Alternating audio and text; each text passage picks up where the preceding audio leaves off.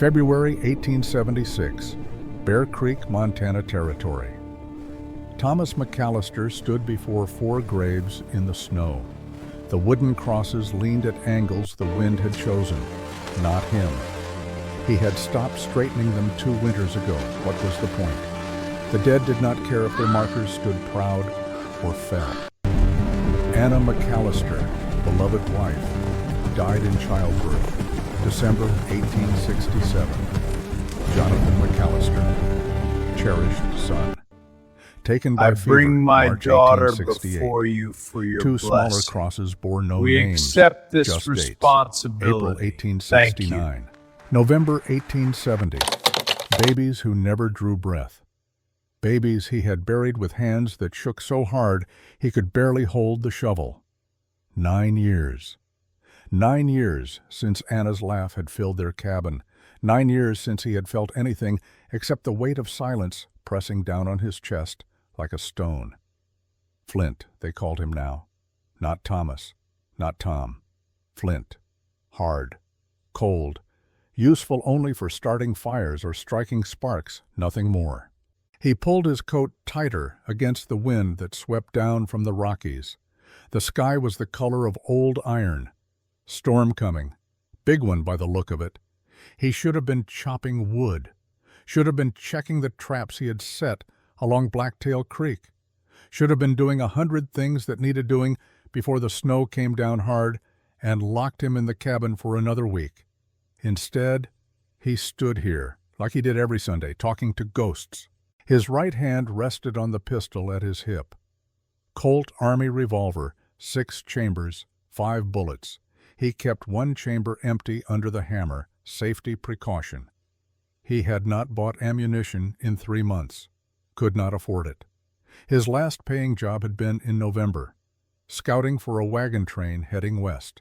$20 for 2 weeks of work. The money was gone now, spent on flour and coffee and lamp oil. He reached into his pocket, counted the coins by feel. $3.50. Enough for maybe another month if he was careful, if he ate once a day, if the traps caught something, if the winter was not too long, if, always if. The pistol felt heavier than it should. 1 bullet, quick, easy. Join Anna and Jonathan. Let the cabin rot. Let the graves fall. Let it all end. His finger traced the hammer. Not yet. Not today. But soon. Maybe soon. Then he heard it. A sound that did not belong to wind or snow or the creak of frozen trees. A sound that stopped his heart for 3 full seconds before it started again, racing. A child crying. Flint turned, listened. The sound came from the north, from the direction of the Yellowstone River. Faint. Almost swallowed by the wind, but real. Not his imagination, not a ghost. He moved, fast. His boots crunched through snow that came up past his ankles. The crying grew louder, desperate. The kind of crying that came from cold, from fear, from being alone in a place that would kill you if you stayed there long enough. He reached the riverbank and stopped. She was half in the water, half on the ice, a small shape in a pale blue dress that clung to her like a second skin made of frost. Her hair was black, long, frozen in strands that looked like dark glass. 1 arm reached toward the current as if she had been trying to grab something the river had already taken. Flint did not think. He waded in. The cold bit through his boots, his pants, straight into his bones. He grabbed the child under her arms and lifted. She weighed almost nothing, like lifting a bundle of sticks wrapped in wet cloth. He carried her to the bank, laid her in the snow, pressed 2 fingers to her throat, felt the pulse, faint, slow. But there. She was maybe 8 years old. Mixed blood. Crow mother, probably. White father. Her lips were blue. Her skin was gray. Her eyes moved beneath closed lids like she was dreaming or dying. He stripped off his coat, wrapped it around her, picked her up again, started running. The cabin was a 1/4 mile south. He covered the distance in minutes that felt like hours, kicked the door open. The fire had gone down to embers. He laid the child on the floor in front of the hearth and threw on every piece of wood he had cut that morning. The flames rose. Heat began to fill the small room. He peeled the wet dress off her, found blankets, 3 of them, all he had, wrapped her tight, rubbed her arms, her legs, trying to push warmth back into her body. Her breath came shallow, rattling, like something broken inside. Come on, he thought. Come on, girl. Fight. Her eyes opened. Brown eyes, dark as river stones. They stared at him without recognition, without fear, just empty, like all the light had gone out. Her lips moved. The words came out broken, barely a whisper. "Do not let the colonel take the paper," Mama said. Papa said, "The paper with the president's name." Then her eyes rolled back. She went limp. Flint checked her pulse again. Still there, stronger now. She had passed out from exhaustion, not death.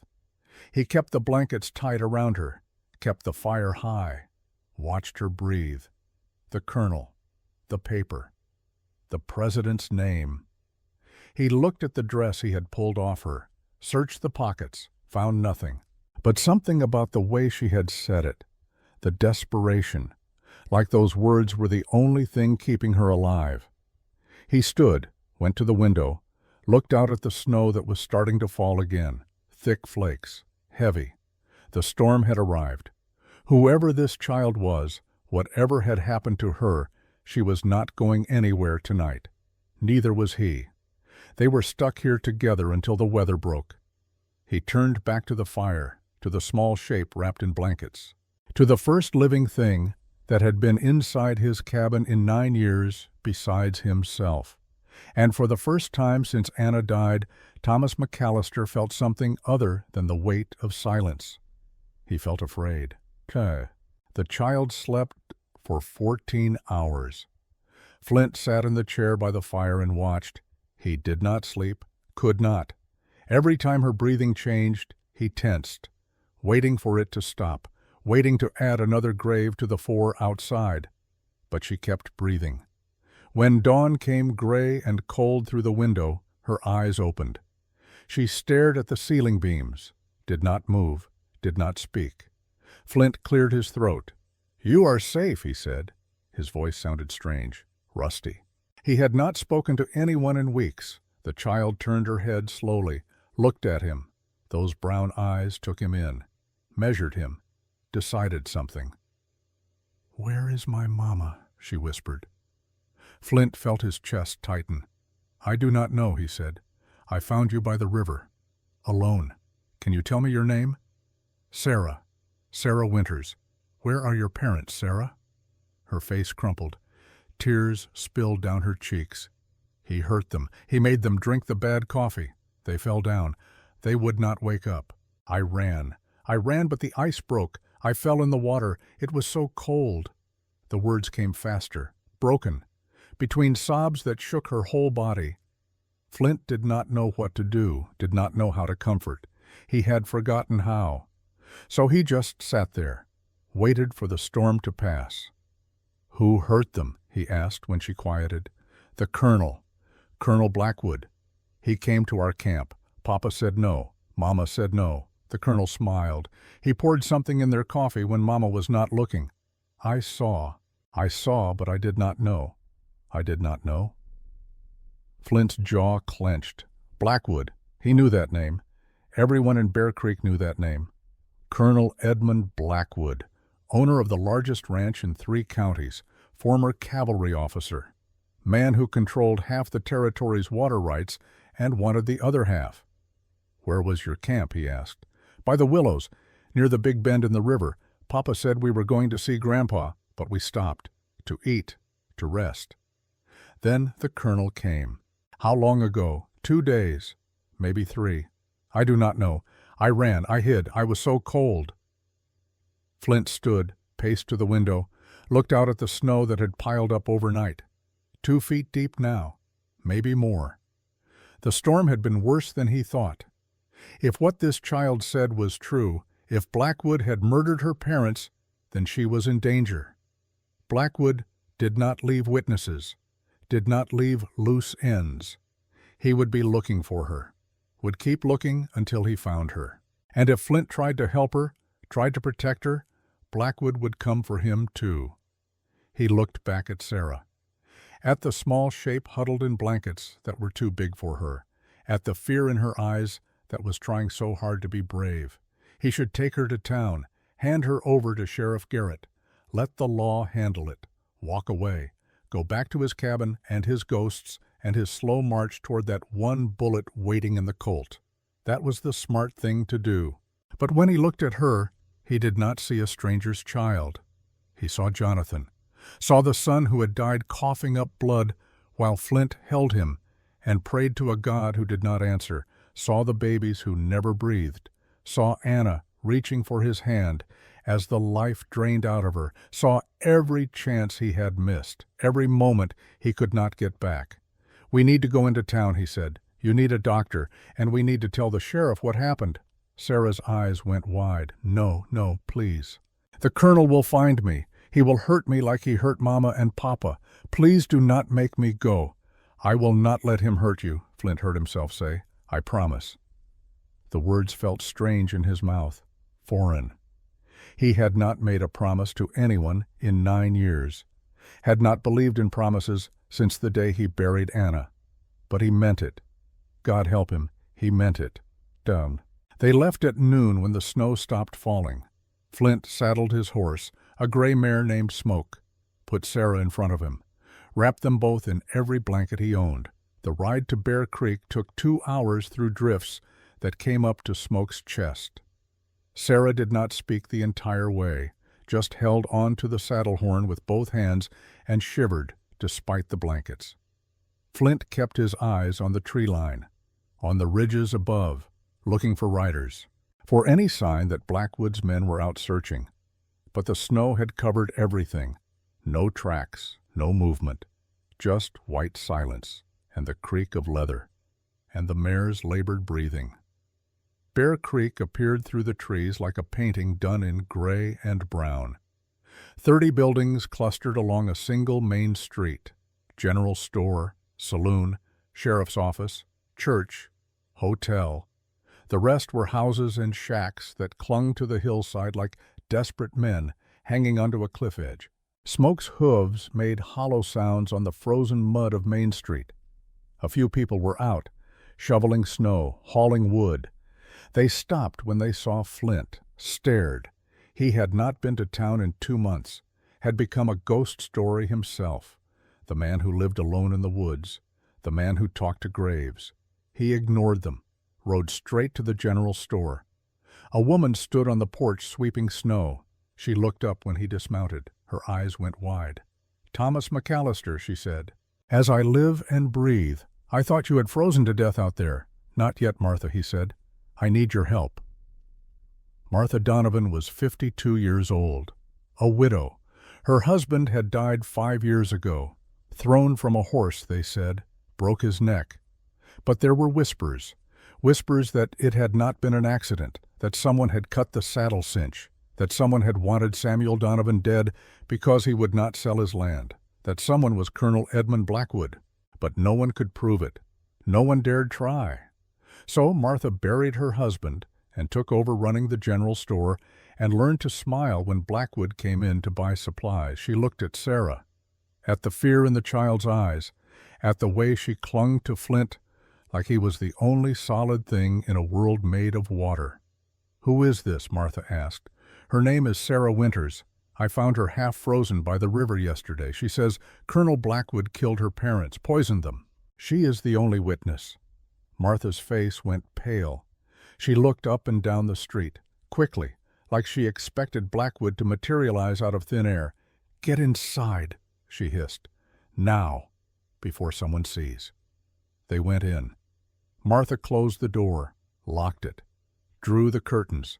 The store smelled like coffee and tobacco and the lye soap Martha made herself. Shelves lined the walls, canned goods, fabric, tools, everything a frontier town needed to survive. "Put her by the stove," Martha said. "I will make tea." Flint set Sarah down in a chair near the pot-belly stove in the corner. She looked even smaller here, even more fragile. Her hair had dried into tangled knots. Her face was still too pale. Martha brought tea in a tin cup. Sarah took it with both hands, sipped, made a face at the bitter taste, but drank anyway.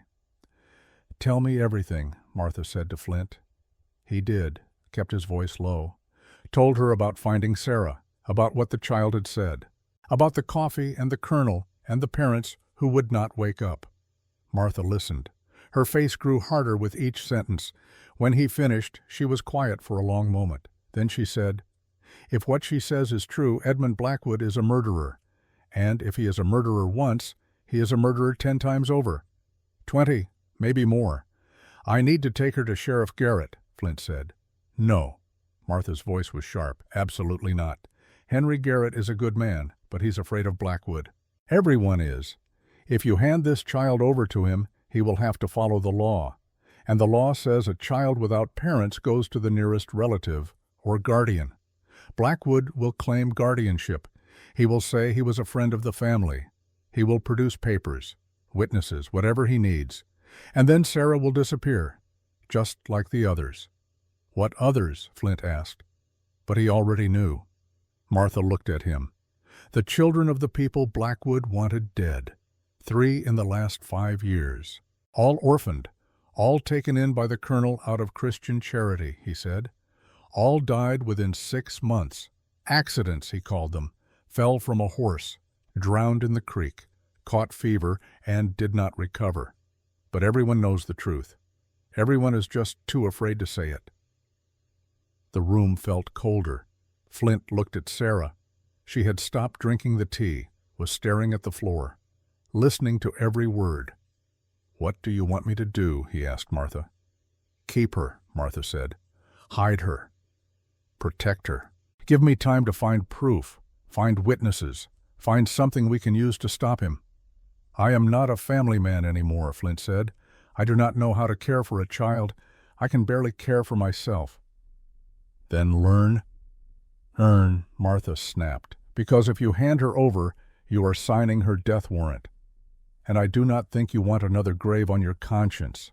The words hit like a fist. Flint looked away, looked at the jars of pickles on the shelf, at the bags of flour stacked in the corner, at anything except Martha's eyes. Sarah spoke. Her voice was small, frightened, but steady. "I will not be trouble," she said. "I can work, I can help. I will not eat much, please. Please do not give me to the colonel. He will kill me. I know he will."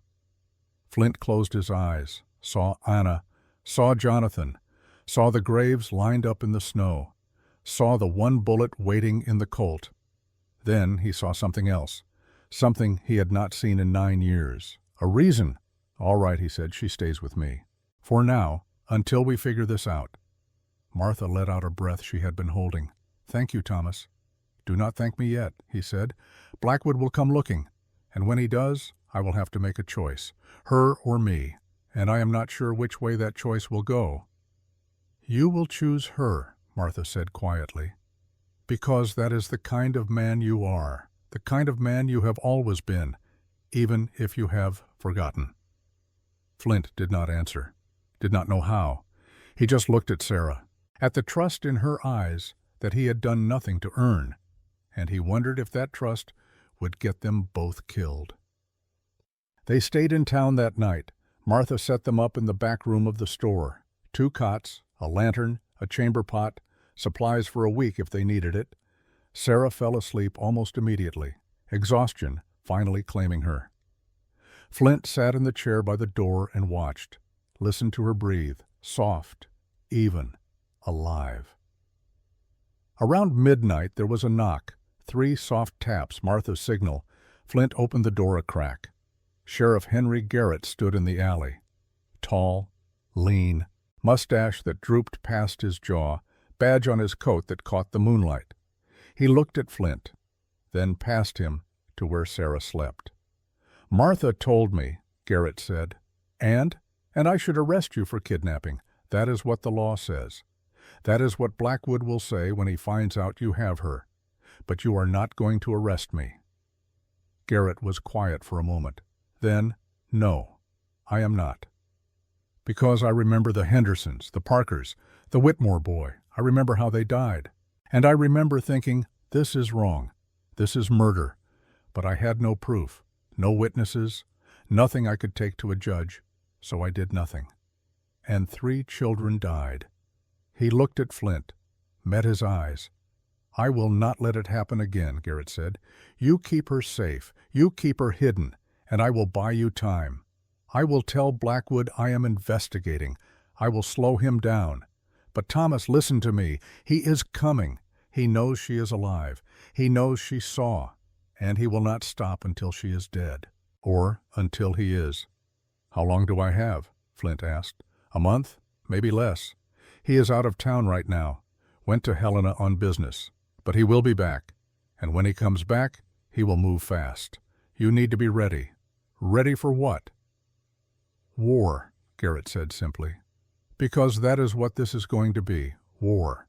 And I do not know if we can win." He turned to go, stopped, looked back. "Martha says you found something. A paper the child mentioned. Something about the president's name."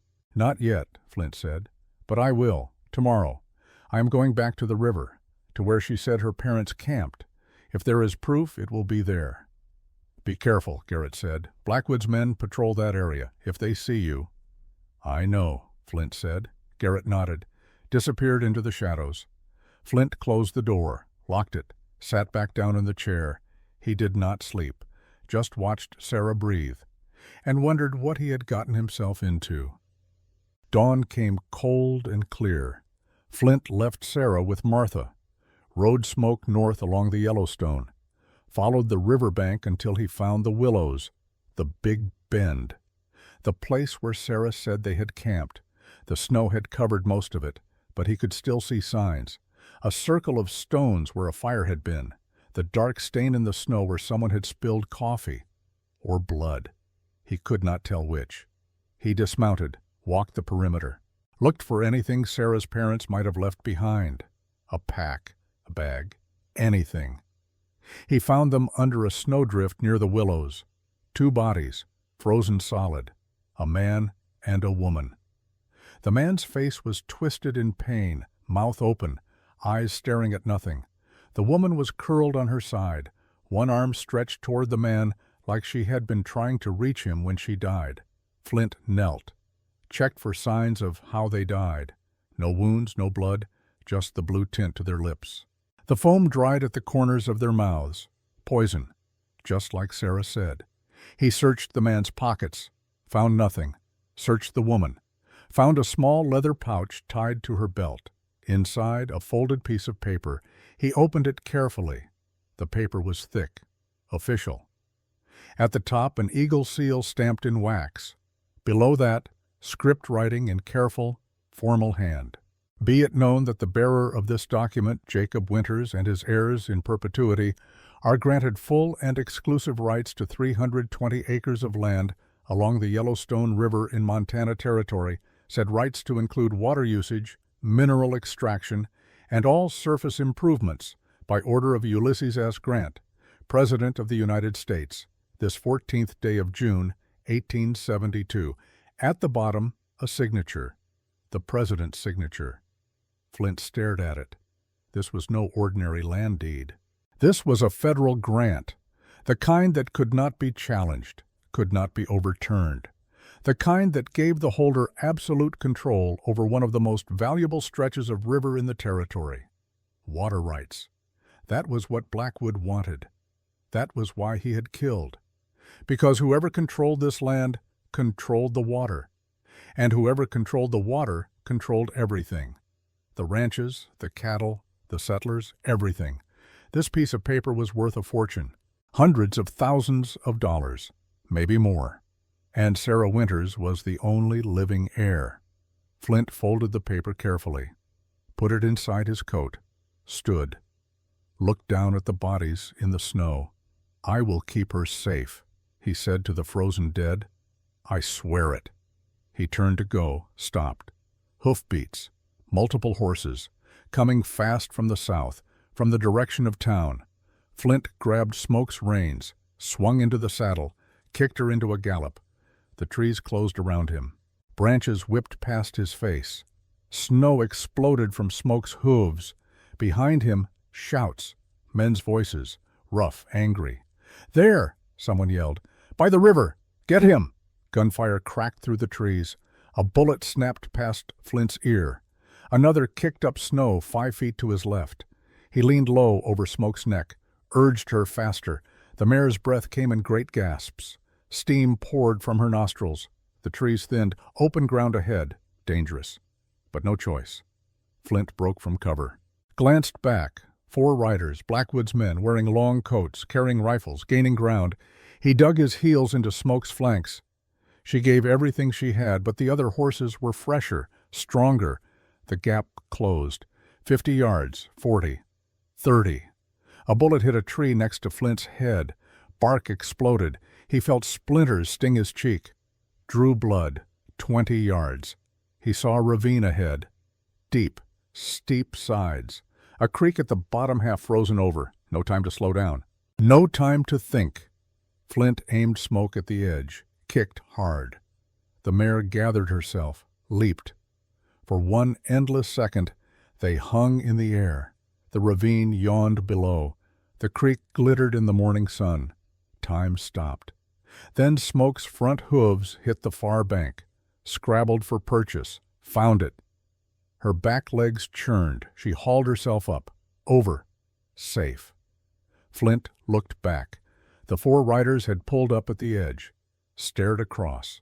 One raised his rifle, aimed. Flint was already gone. Into the trees, into the shadows, into the wilderness that he knew better than any man alive. Because before he was Flint, before he was Thomas, before he was anything else, he had been a cavalry scout, the best in the territory, the man who could track a mouse through a blizzard, the man who could disappear into country that would kill anyone else. That man had been sleeping for 9 years. Now he was awake. He rode for 2 hours before he was sure he had lost them, doubled back, circled, crossed water 3 times to break his trail. When he finally stopped, Smoke was lathered and blowing. He walked her cool, let her drink from a stream, checked her legs for injuries. She was fine, tired, but fine. He sat on a rock and pulled out the land grant, read it again, memorized every word, every detail.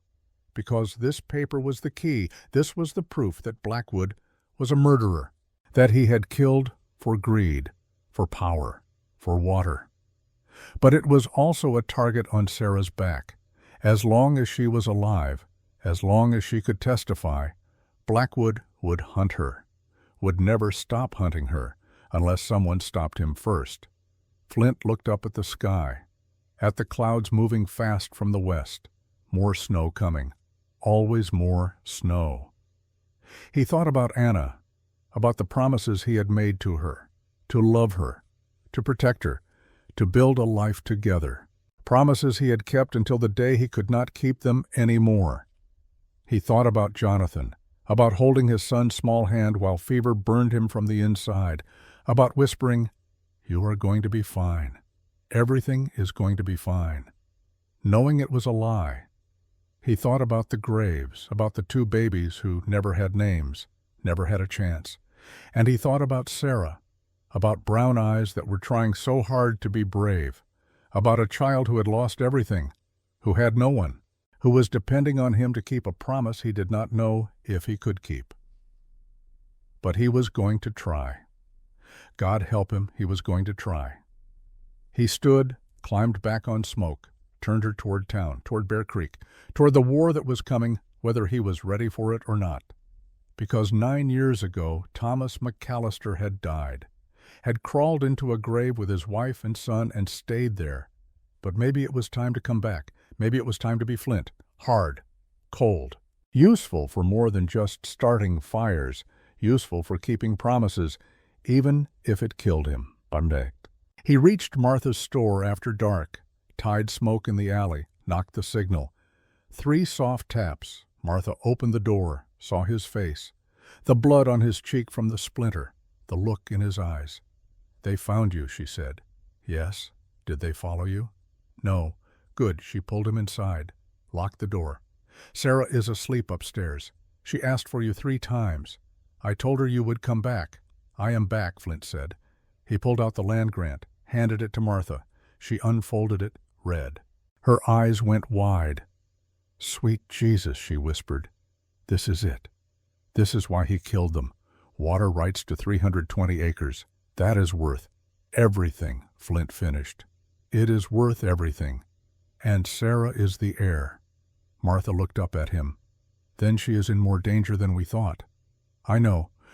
What are we going to do? Flint was quiet for a moment. Then he said, We are going to fight. We are going to take this to the law, to the territorial judge. We are going to prove what Blackwood did. And we are going to make sure Sarah gets what is hers. And if Blackwood comes for her before we can do that, Flint's hand rested on the Colt at his hip. If he comes for her, I will kill him. Martha studied his face, saw something there that had not been there before, something that might have been hope or might have been rage. She could not tell which. All right, Thomas, she said. All right. But you cannot do this alone. You are going to need help. People you can trust. People who are willing to stand up to Blackwood. Do you know anyone like that? He asked. Martha smiled. It was not a kind smile. Maybe I do. There are others in this town who have lost people, who have suffered under Blackwood's heel, who are tired of being afraid. Give me 3 days. I will talk to them, quietly, carefully. We will see who is willing to fight. 3 days, Flint said. 3 days, Martha agreed. She handed the land grant back to him. Keep this safe. It is the only proof we have. If Blackwood gets his hands on it, he will not, Flint said. I promise. There was that word again, promise. He was making a lot of them lately, more than he had made in 9 years. He just hoped he could keep them. Upstairs he found Sarah sitting up in bed. She looked at him. Relief flooded her face. You came back, she said. I told you I would, I thought.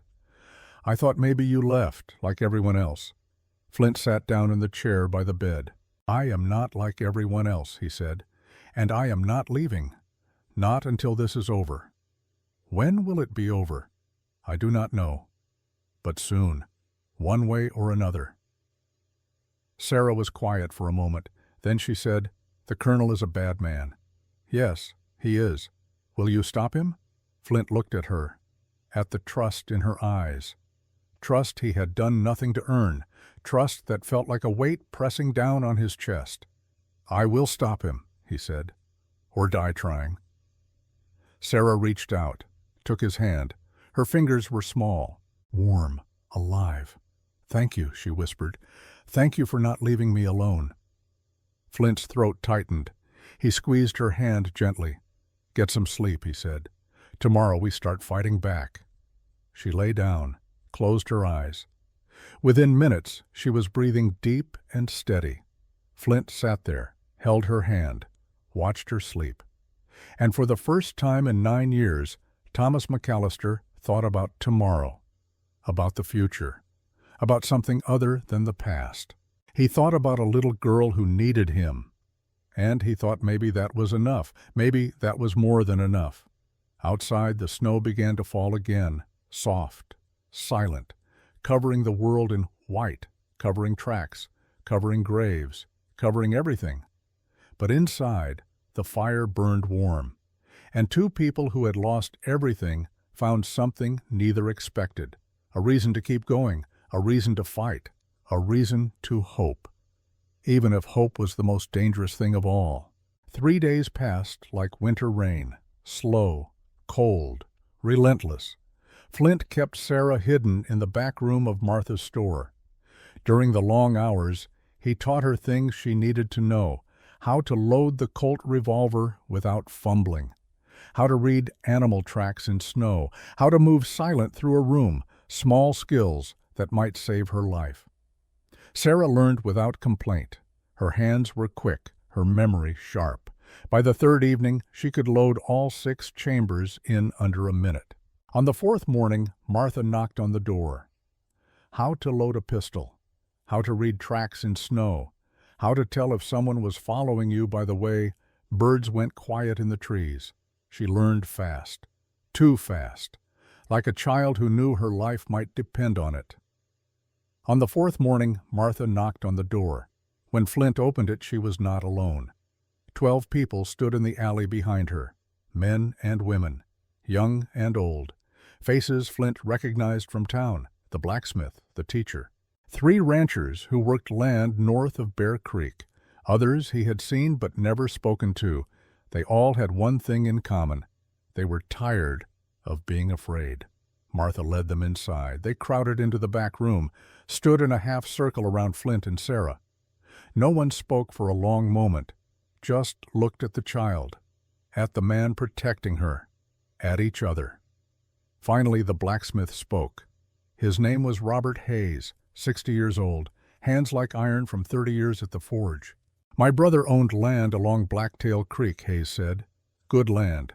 Water rights to 3 miles of stream. 5 years ago, Colonel Blackwood offered to buy it. My brother said no. 2 weeks later, my brother was dead. Fell from his horse, they said, broke his neck, but his saddle cinch had been cut, clean, like someone used a sharp knife. I found it myself, showed it to Sheriff Garrett. He said there was no proof, no witnesses, nothing he could do. Hayes looked at Sarah, at Flint. I could not save my brother, he said, but maybe I can help save this child. What do you need from me? Time, Flint said. Time and witnesses. We need people willing to testify that Blackwood has done this before, that there is a pattern, that Sarah is not the first. And if we do nothing, she will not be the last. A woman stepped forward, narrow face, gray hair pulled back tight. Flint recognized her.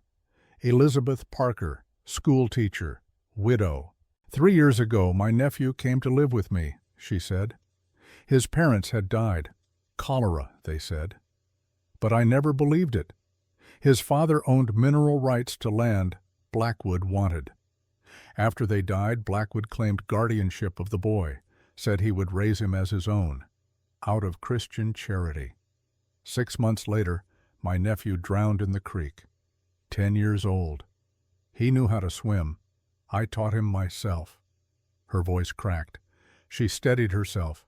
I want to testify, she said. I want the world to know what he did. One by one they spoke. Each had a story. Each had lost someone. A husband, a brother, a child, a parent. All dead under circumstances that should have raised questions, but never did. Because Blackwood was powerful. Because he had money.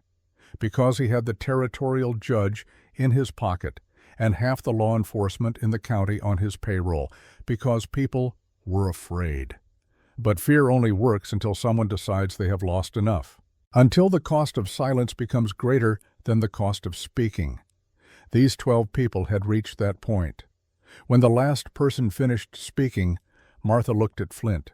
We have witnesses, she said. We have testimony. We have Sarah and the land grant. What we do not have is a court that will listen.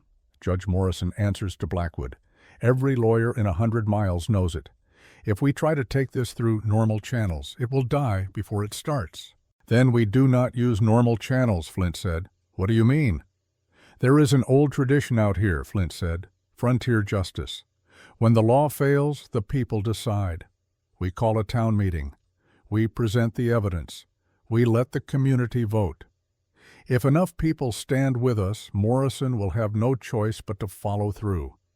He cannot ignore the will of an entire town, not without causing a revolt. That is dangerous, one of the ranchers said. Blackwood will not allow it. He will send his men. There will be violence. Then we prepare for violence, Flint said. We arm ourselves. We protect the witnesses. We make sure everyone who wants to speak gets the chance. And we make sure the truth comes out. All of it, no matter what it costs. The room went quiet. People looked at each other, weighing risk, weighing conscience, weighing how much more they could take before something inside them broke. Robert Hayes spoke first. I am in. Elizabeth Parker nodded. As am I. One by one they agreed. 12 people, 12 witnesses, 12 souls who decided that truth mattered more than safety. Martha looked at Flint. "When do we do this?" 30 days from now, Flint said. "That gives us time to prepare, time to gather more evidence, time to make sure everyone knows what is at stake. We announce it publicly.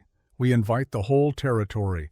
We make it impossible for Blackwood to stop without showing the world exactly what he is." "And if he tries to stop it anyway?" Martha asked. "Then we fight," Flint said simply. Sarah had been quiet through all of this, sitting on the cot, listening. Now she stood, walked to the center of the room, looked up at the 12 people who had agreed to risk everything. "Thank you," she said. Her voice was small, but it carried. "Thank you for being brave when nobody else would be." Elizabeth Parker knelt down, put a hand on Sarah's shoulder.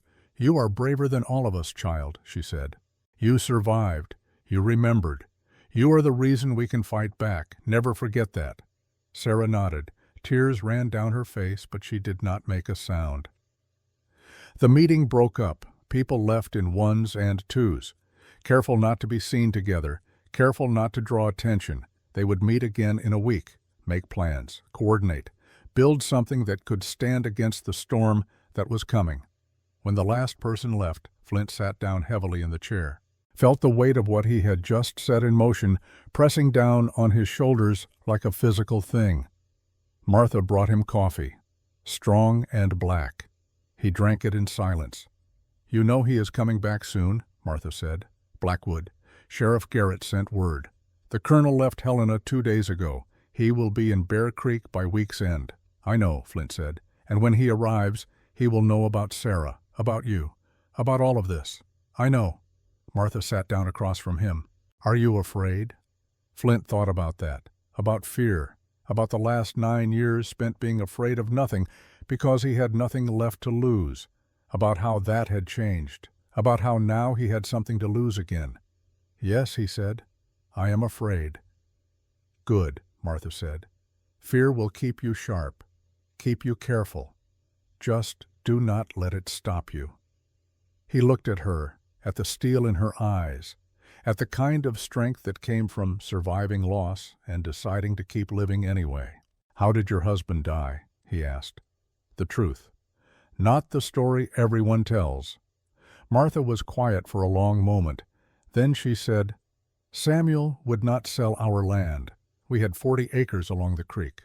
Good water, good grass. Blackwood offered us 3 times what it was worth. Samuel said no, said it was not about money, it was about principle, about not bowing to men who thought power gave them the right to take whatever they wanted." She stared into her coffee cup. 2 weeks later, Samuel went to check the cattle. His horse came back without him. We found him at the bottom of a ravine, neck broken. The horse's saddle cinch had been cut halfway through, just enough to hold during a normal ride. But when the horse spooked, when Samuel grabbed the saddle horn for balance, it gave way. "Did you tell anyone?" "I told Sheriff Garrett. He looked at the evidence, wrote a report, filed it away. Nothing came of it. A month later, Blackwood came to my door, offered his condolences, said he understood I would need to sell the land now, that running a ranch was too much for a woman alone, offered me half what he had offered Samuel. What did you do? I told him to get off my property, told him I knew what he had done, told him I would spend the rest of my life making sure everyone else knew, too." Martha looked up, met Flint's eyes. "He smiled at me," she said. "That same smile he uses when he wants you to think he is reasonable. Told me that was a dangerous thing to say, that accidents happened to people who made accusations they could not prove. Then he left, and I have been waiting ever since, waiting for the right moment, the right weapon, the right chance to make him pay." She set down her coffee cup. "Sarah is that chance," she said. "You are that chance, and I will be damned if I let it slip away." Flint reached across the table, put his hand over hers. She looked surprised, then grateful, then something else. Something that looked like hope. "We will make him pay," Flint said. "I promise you that."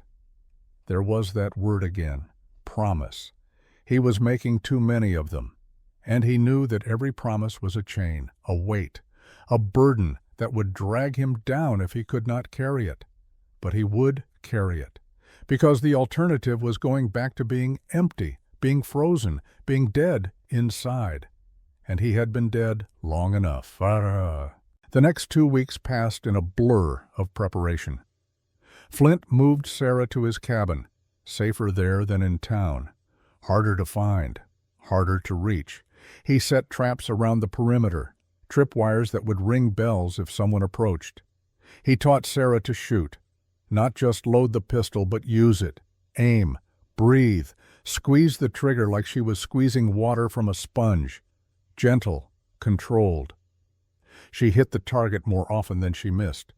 In the evenings, they sat by the fire. He told her about Anna, about Jonathan, about the life he had lost. She told him about her mother, about the songs she used to sing, about how her father would carve animals from wood and give them to her as presents. They grieved together.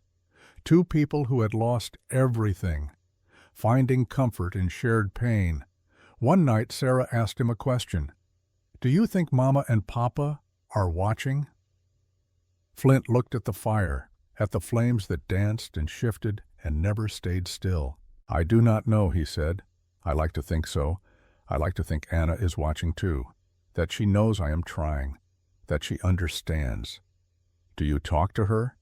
"Every day." "What do you say?" Flint was quiet for a long time. Then, "I tell her I am sorry, for not being there when she needed me, for letting her die, for giving up after she was gone. I tell her I am trying to be better, trying to be the man she thought I was." Sarah moved closer, leaned against his shoulder. "You are a good man," she said. "Mama would have liked you." Flint felt his throat tighten. He put his arm around her, held her close. And for a moment the cabin did not feel so empty. For a moment he did not feel so alone. On the 15th day, Sheriff Henry Garrett rode out to the cabin. He came alone, dismounted slow, walked to the door with his hands visible, not reaching for his gun. Flint met him on the porch, rifle in hand, not aimed, just ready. "Henry," he said. "Thomas, can we talk?" "Depends on what you want to talk about." Garrett looked tired, like he had not slept in days, lines around his eyes that had not been there before. "Blackwood is back," he said. "Rode in this morning. First thing he did was come to my office, asked if I had found the Winters girl. I told him I was still investigating. He did not believe me, but he left. For now. I told him I was still investigating, that there were no leads. He did not believe me, but he left. For now. He will not leave for long," Flint said. "I know. That is why I am here. Thomas, you need to be careful. Blackwood knows something is happening. He can feel it. He is bringing in men, hired guns. 6 of them arrived yesterday.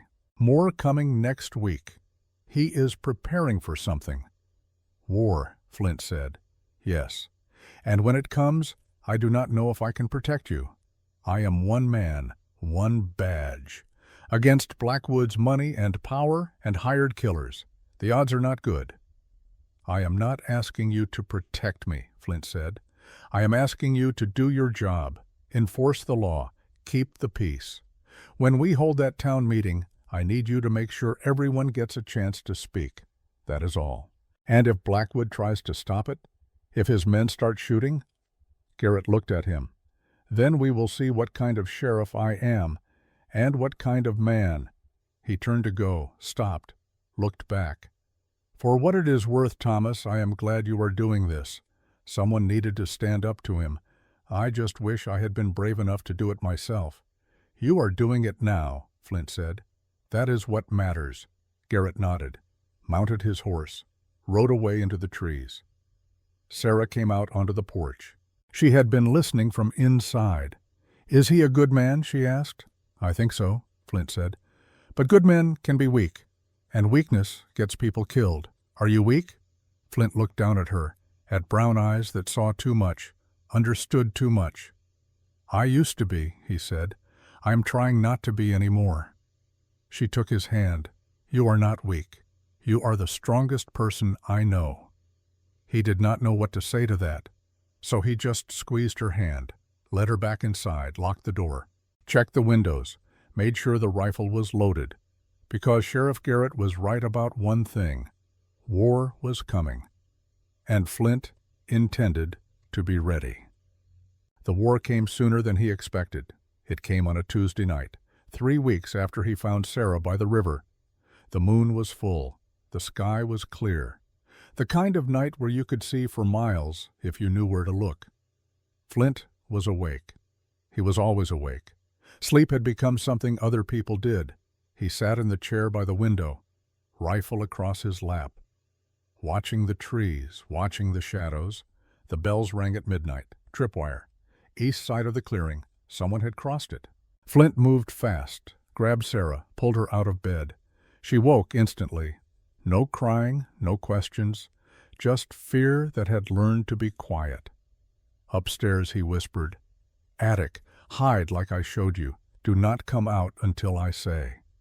She nodded, climbed the ladder, disappeared into the darkness above.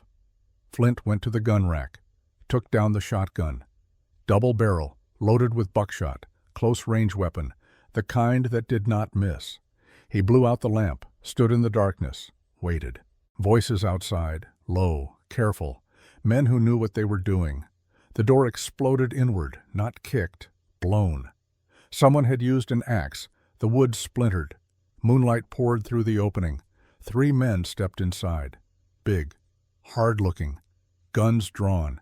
They spread out, searched the room. One of them spoke, voice like gravel. "We know you are in here, Drifter. We know you got the girl. Colonel wants her back. You hand her over peaceful. We let you walk away. You make this difficult, we burn this place to the ground with both of you inside."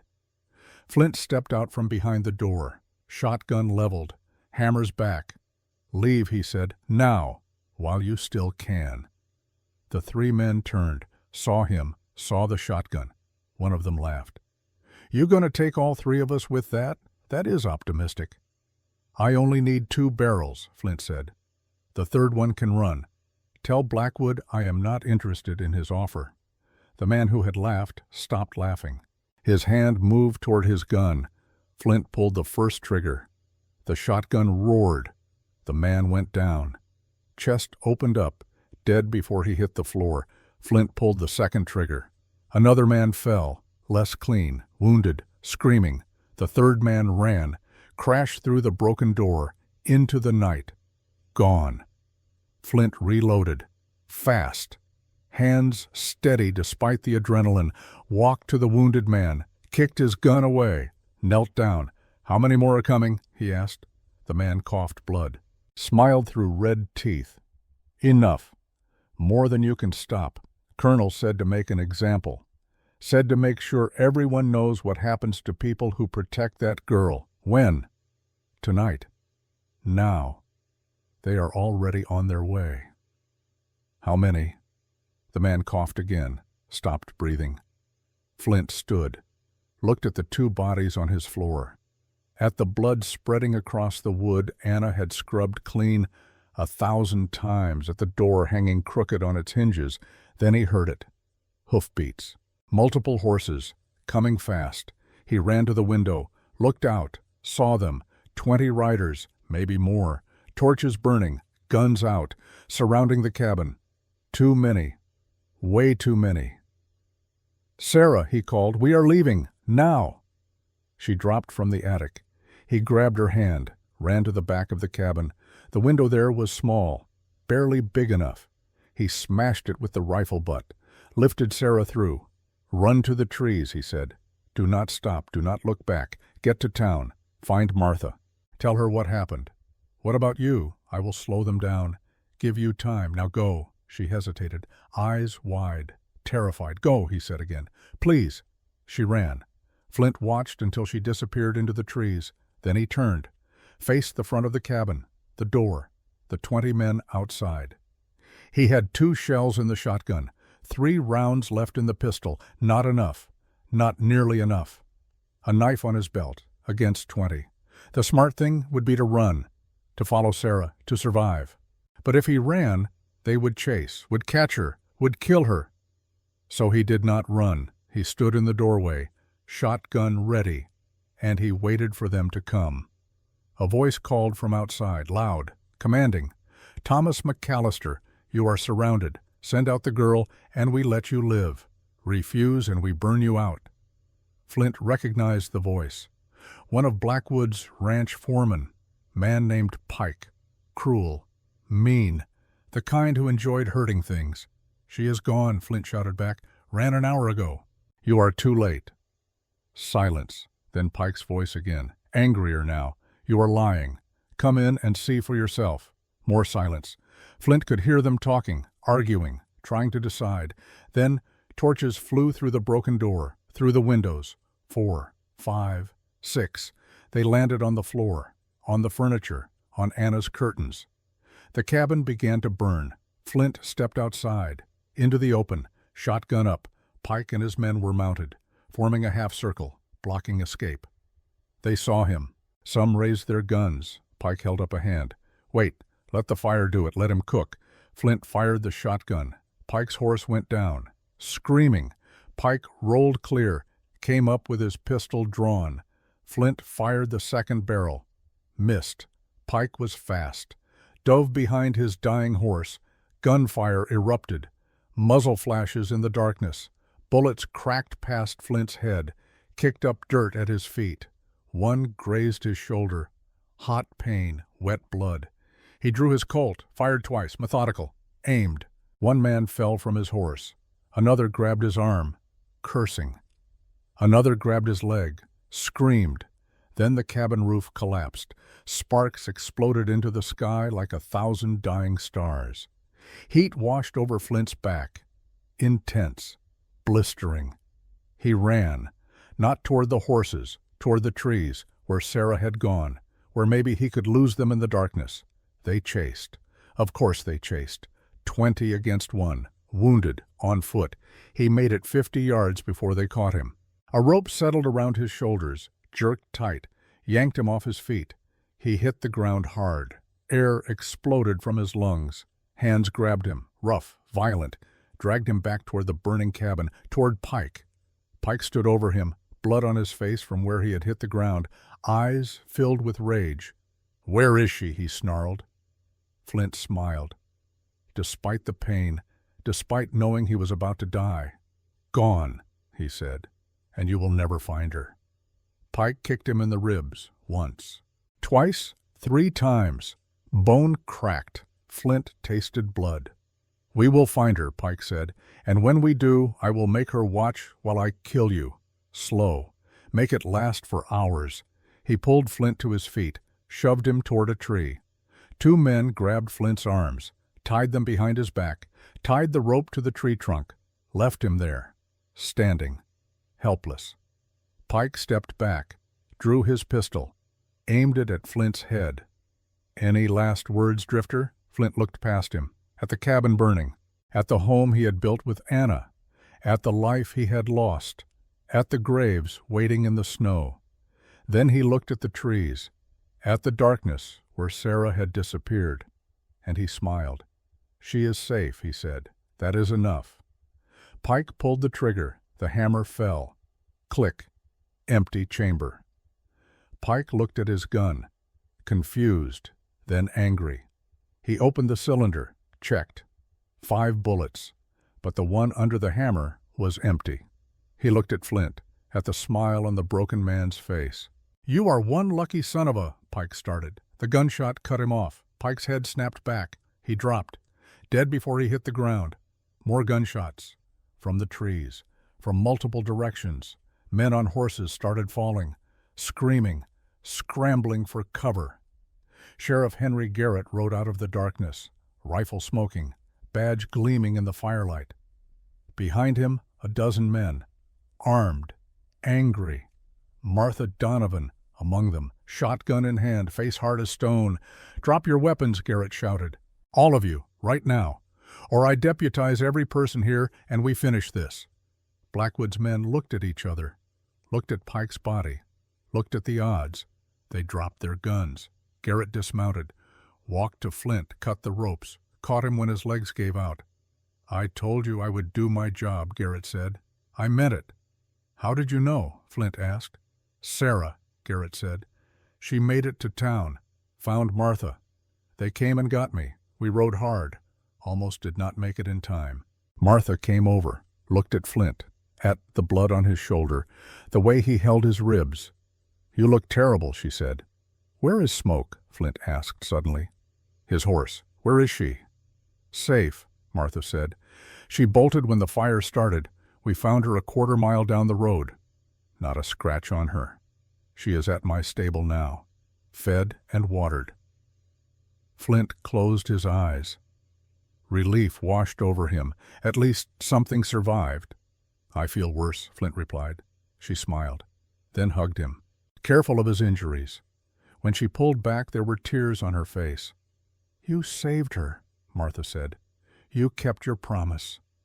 Flint looked at the burning cabin, at everything he had lost. Again. I seem to be good at losing homes, he said. Then we will build you a new one, Martha said. All of us, together, because that is what family does. Family. The word hurt. But it was a good hurt, the kind that meant healing, the kind that meant hope.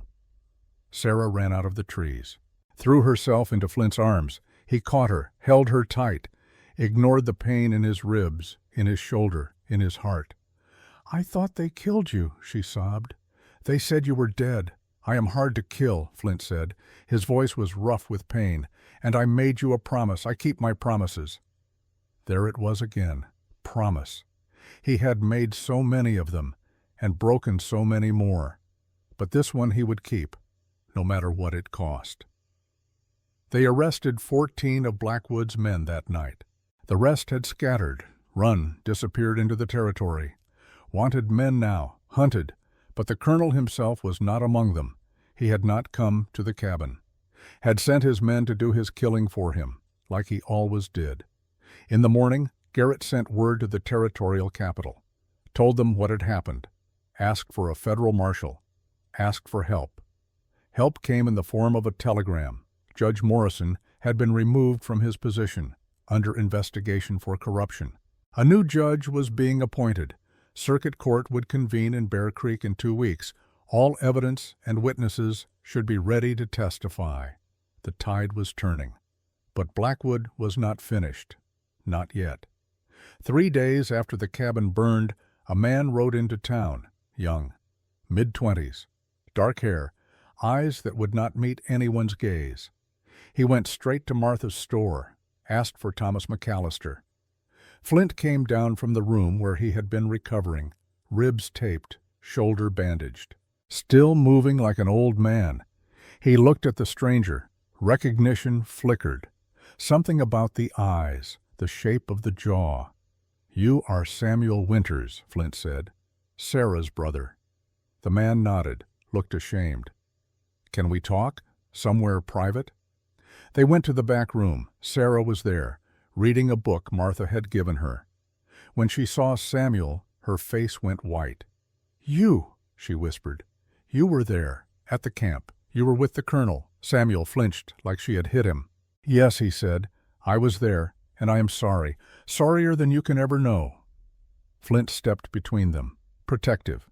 Talk fast, he said, before I throw you out. Samuel took a breath, steadied himself. I owe Blackwood money, he said. $800, gambling debts. He said he would forgive it all if I helped him, if I convinced Father to sell the land. I tried. Father refused. So Blackwood said there was another way, said he just needed to talk to them, convince them. I believed him. God help me, I believed him. His voice broke. I brought him to the camp, Samuel continued, introduced him to Mother and Father like he was a friend, watched him drink coffee with them, watched him smile and talk about the weather and the price of cattle. Then I left. Blackwood told me to go into town, buy supplies, give him time to negotiate. When I came back, they were dead, both of them, and Sarah was gone. Blackwood told me they had gotten sick, sudden, tragic. He said Sarah had run away in grief, that we would find her, bring her home safe. Samuel looked at Sarah, at the hatred in her eyes. But then I heard things, he said. Heard people talking about other deaths, other families, other children who disappeared. And I realized what I had done, what I had helped him do. Flint's hand rested on his pistol. So why are you here now? Samuel reached into his coat, slowly, pulled out a folded paper, handed it to Flint. It was a ledger. Blackwood's personal accounts, payments made, debts collected, and in the margins, notes, coded. But clear enough if you knew what you were looking for. Payment to J. Winters for assistance, $800. Payment to H. Mills for false witness, $50. Payment to Pike and Associates for disposal, $300. Page after page, name after name, crime after crime, all in Blackwood's handwriting, all signed with his initials. Where did you get this? Flint asked. I broke into his office last night, Samuel said. Took it from his safe. He will know it is missing by now. He will know it was me. I am a dead man. But maybe this will help you stop him. Maybe this will save my sister. Maybe it will be enough to make up for what I did. It will not, Sarah said. Her voice was cold, hard. Nothing can make up for killing Mama and Papa. Samuel nodded. I know. But I can try. I can testify. I can tell the court everything. And when it is over, when Blackwood is in prison or dead, you can decide what to do with me. Whatever you choose, I will accept. He looked at Flint. I am asking you to protect her, the way I should have, the way I failed to. Flint studied him, saw the guilt, the shame, the desperate need for redemption. He knew that feeling, knew it better than anyone. You can stay, Flint said, but you do exactly what I tell you. You do not leave town. You do not talk to anyone except me, Martha, or Sheriff Garrett. And if you betray us, if you put Sarah in danger even once, I will kill you myself. Understood? Understood, Samuel said. Sarah stood, walked to the door, stopped, looked back at her brother. I do not forgive you, she said. I do not know if I ever will. But Mama always said family was family, even when they hurt you, so you can stay. For now. She left, slammed the door. Samuel sat down heavily, put his head in his hands. She has every right to hate me, he said. Yes, Flint agreed. She does. But hate can change. Given time, given proof. You want her forgiveness? Earn it. Fight for her. Die for her if you have to. That is the only way. Samuel looked up. I will. I swear it. Good, Flint said. Because war is coming, and we need every soldier we can get. He handed the ledger back. Keep this safe. Hide it. We show it to no one until the court convenes. That is our insurance. Our proof. Our weapon. Samuel nodded, took the ledger, left. Flint sat alone in the quiet, thought about redemption, about second chances, about whether people could change or if they were locked into being who they had always been. He looked at his hands, scarred, calloused, hands that had held Anna, had buried Jonathan, had killed 2 men 3 nights ago, had held Sarah while she cried, hands that had built and destroyed, and now were trying to build again. Maybe people could change. Maybe he was proof. Or maybe he was just fooling himself. Time would tell. It always did. The next 10 days passed in a strange kind of peace, the calm before the storm. Everyone knew it was coming. Everyone prepared. Martha organized the witnesses, made sure their stories were clear, consistent, true, no embellishment, no exaggeration, just facts, cold and hard and undeniable. Sheriff Garrett worked with the new territorial prosecutor, a young man from the capital named William Chase, idealistic, hungry, determined to make a name for himself by bringing down Blackwood. Flint stayed close to Sarah, taught her to read better, to write her name in clear letters, told her stories about Anna, about growing up in Ohio before the war, about choosing to come west because the frontier felt like freedom. She listened, asked questions. Slowly the fear in her eyes began to fade, replaced by something else, something that looked like trust. One evening she asked him a question. When this is over, what happens to me?" Flint looked at her. At brown eyes that reminded him so much of Jonathan, it hurt. "What do you want to happen?" he asked. She was quiet for a long time. Then, "I want to stay with you, if that is allowed, if you want me." Flint's throat tightened. "I want you," he said, "more than anything. But Sarah, I do not have a home anymore. No cabin, no land, just debts and bad memories." "We can build a home," she said, "together. Like Martha said, family builds things together." Family. There was that word again. He had lost one family, buried them in the snow, thought he would never have another. But maybe he was wrong. Maybe family was not just blood, not just marriage, not just biology. Maybe family was choice, was love, was standing beside someone when the world tried to tear them apart. "Then we will build a home," Flint said. "You and me. When this is done, we will find land, build a cabin, start over. Promise?" Sarah asked. Flint smiled. "Despite everything. Despite the pain and the fear and the uncertainty." "Promise," he said. And he meant it. Every word. On the 14th day, Colonel Edmund Blackwood came to town. He rode in at noon, alone. No hired guns, no foreman, just him, dressed in a black suit, black hat, sitting tall in the saddle like a man who owned the world. He tied his horse outside the saloon, walked inside, ordered whiskey, stood at the bar and drank it slow. Word spread fast. The colonel was back. The colonel was here. People stayed inside, locked their doors, watched from windows. Flint heard about it from Martha. She came to the room where he and Sarah were staying, face pale.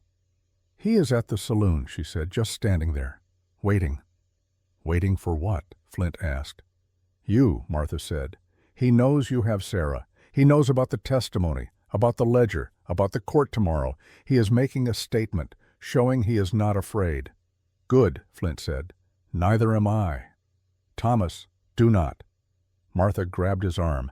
"That is what he wants. He wants you angry, wants you to confront him. Make a mistake. Give him an excuse to kill you and claim self-defense. Then I will not give him the excuse." He stood, checked his pistol.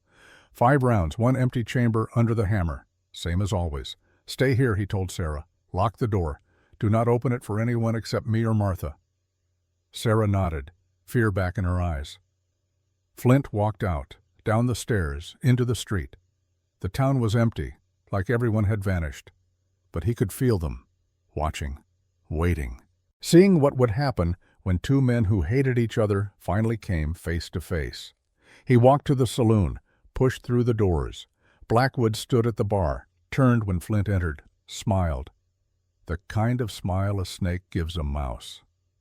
"Mr. McAllister," Blackwood said, "I have heard so much about you. The hero, the protector, the broken man trying to put himself back together." Flint stopped 10 feet away.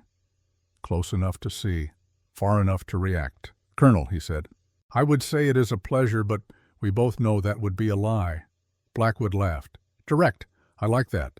No pretense. So, I will be direct too. You have something that belongs to me. I want it back. She does not belong to you. She never did. The girl's father owed me money. Her grandfather owed me respect. They refused to pay either debt. So I collected in other ways. That is business. Murder is not business," Flint said. "It is evil." Blackwood's smile never wavered. "Evil is a word weak men use when they do not understand power. I understand power. I use it. And I will use it again if I have to. Against you, against the girl, against anyone who stands in my way." "Then you will have to use it tomorrow," Flint said.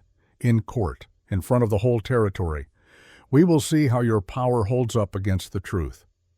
Blackwood set down his glass, stepped away from the bar. "The truth is whatever people believe," he said. "And people believe what I tell them to believe, because I own them. Their land, their water, their future. You think a few witnesses will change that? You think the word of grieving widows and desperate ranchers will stand against mine?" "Yes," Flint said, "I do." "Then you are a fool." "Maybe," Flint agreed, but I would rather be a fool who fought than a coward who ran." Then Sheriff Garrett walked in, badge gleaming, rifle in hand. But Blackwood was faster than Flint expected. His hand came out of his coat, not with a gun, with a knife, long, thin, the kind meant for gutting deer. He lunged. Flint twisted. The blade sliced across his ribs, shallow, but it burned like fire. He grabbed Blackwood's wrist. They crashed into the bar. Glasses shattered. The bartender dove for cover. "Stop!" Garrett shouted. "Both of you!" Blackwood drove his knee into Flint's wounded ribs, the ones Pike had cracked. Pain exploded white behind Flint's eyes. He lost his grip. Blackwood spun, knife raised, aimed for Flint's throat. A gunshot. The knife flew from Blackwood's hand. He screamed, clutched his bleeding fingers. Garrett stood with his rifle smoking. "Next shot goes in your chest, Colonel. Step back, now." Blackwood stepped back, his face twisted with rage. "You are all dead men," he hissed. "All of you. I will see you hang for this." "The only one hanging will be you," Garrett said. "And if you threaten these people one more time, I will shoot you where you stand and call it self-defense. Clear?" Blackwood said nothing, just glared. Blood dripped from his hand onto the saloon floor. "Get out," Garrett said.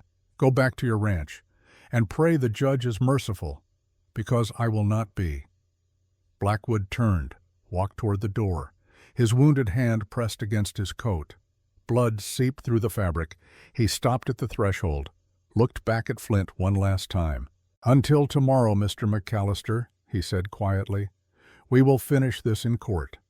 Then he was gone, out the door, into the street, onto his horse, riding away. Flint let out a breath he did not know he had been holding.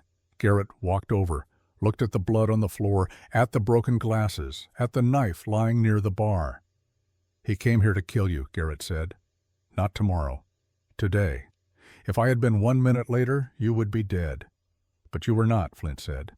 Garrett shook his head. "Go home, Thomas. Rest. Tomorrow is going to be the longest day of your life. You need to be sharp." Flint nodded, walked back to Martha's, climbed the stairs, found Sarah waiting. She ran to him, hugged him tight.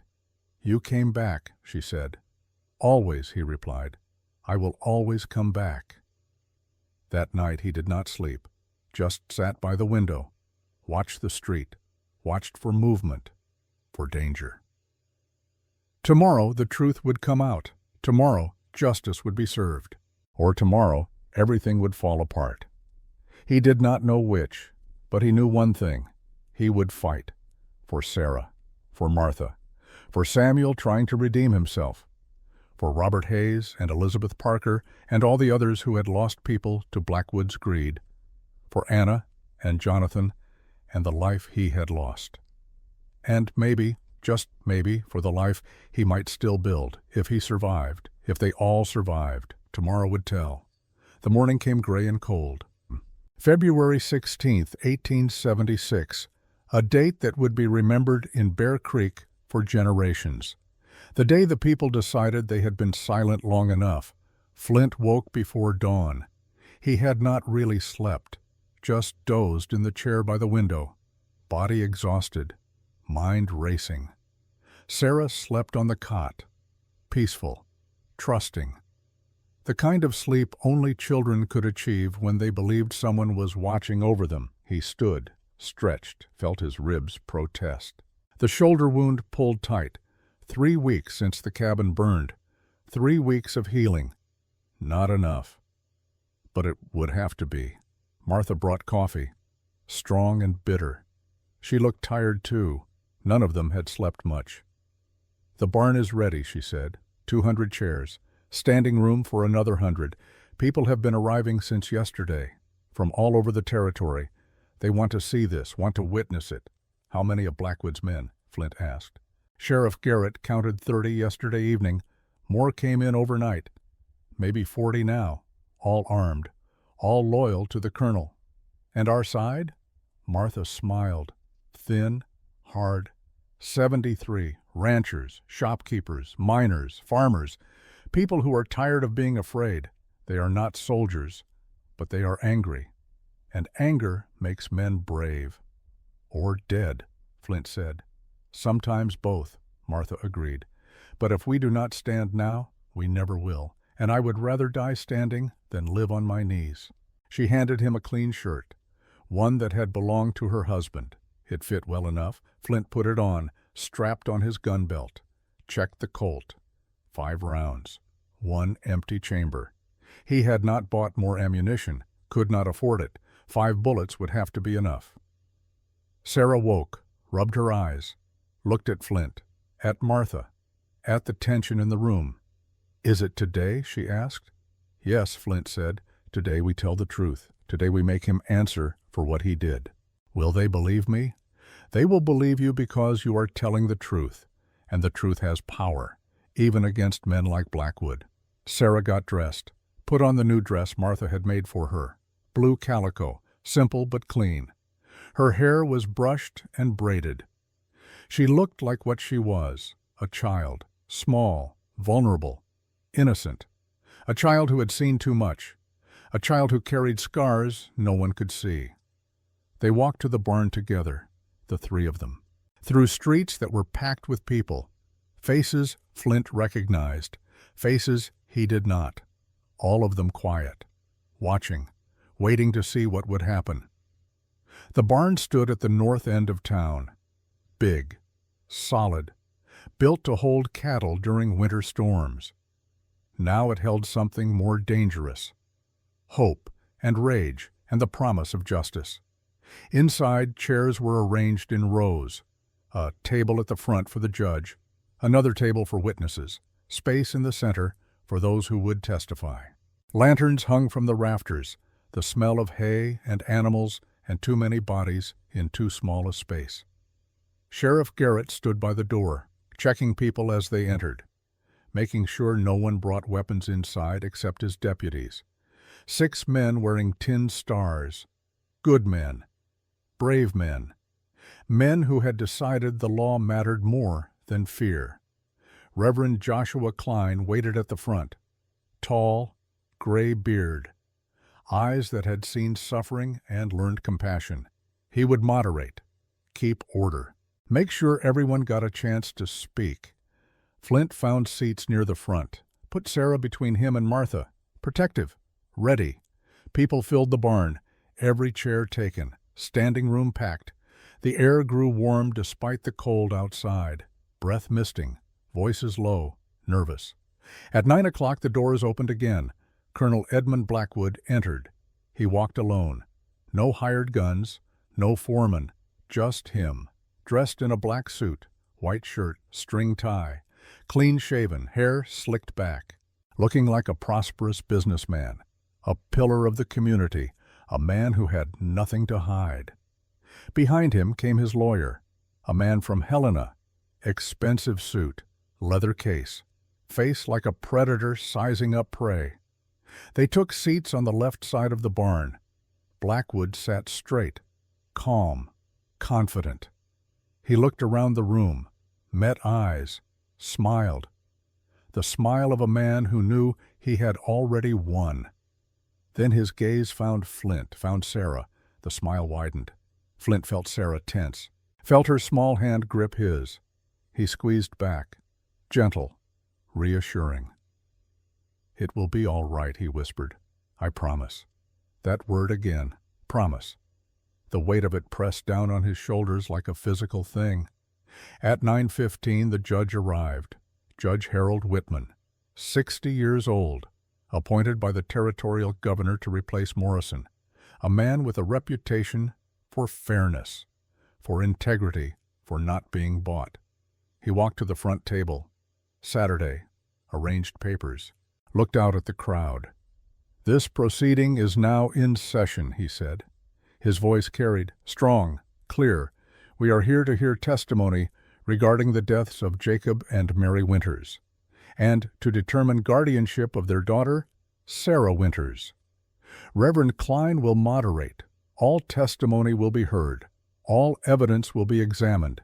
And when we are finished, the people of this community will vote. Their decision will be final." He looked at Blackwood, then at Flint.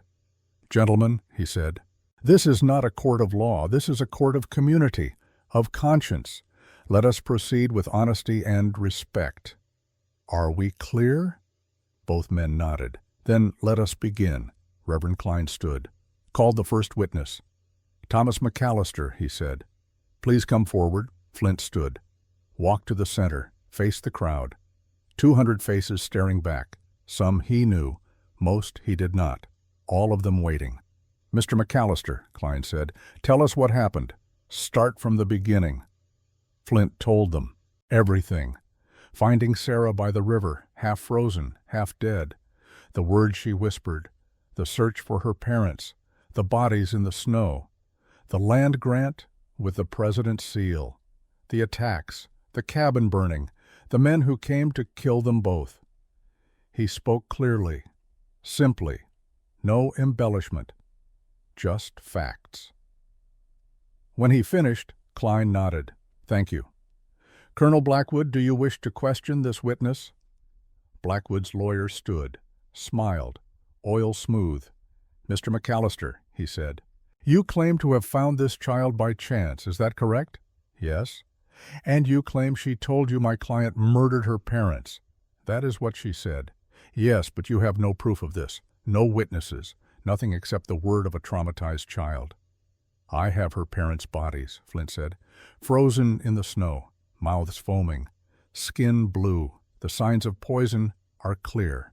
Signs you claim are poison, but could just as easily be illness, cholera, typhoid, any number of diseases." "I also have this," Flint said. He pulled out the land grant, unfolded it, held it up for everyone to see. "This is a federal grant," he said, "signed by President Grant, giving Jacob Winters and his heirs permanent rights to 320 acres, including water rights to the Yellowstone, the most valuable land in the territory, the land Colonel Blackwood wanted, the land he killed to get."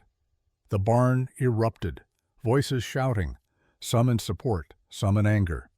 Judge Whitman banged his gavel. "Order," he commanded. "Order, or I will clear this room."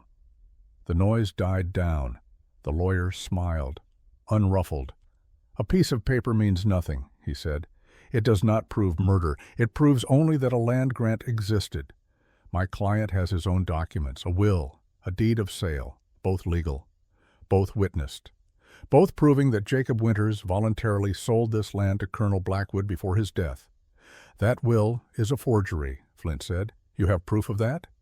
"Yes," Flint said, "I do." He looked at Klein, nodded. Klein called the next witness. "Dr. William Harper, please come forward." The old physician stood, walked to the center, held a folder of papers. "Dr. Harper," Klein said, "you examined the will presented by Colonel Blackwood. What did you find?" "I am not a doctor of medicine alone," Harper said. "I also studied chemistry, metallurgy, the science of inks and papers. I examined the will in question, the signature purporting to be Jacob Winters, and I found several inconsistencies." He opened the folder, pulled out the will, pointed. "The ink is too fresh," he said. "This will is dated 1873, 3 years ago, but the ink has not aged, it has not faded, it has not oxidized the way iron gall ink does over time.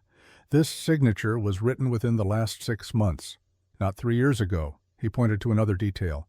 "The paper is wrong. This is modern paper, produced after 1874. You can tell by the watermark, the mill stamp. Jacob Winters could not have signed this in 1873 because this paper did not exist yet." Murmurs ran through the crowd, louder now, angry. The lawyer stood. "This is speculation, not fact. Paper can be preserved.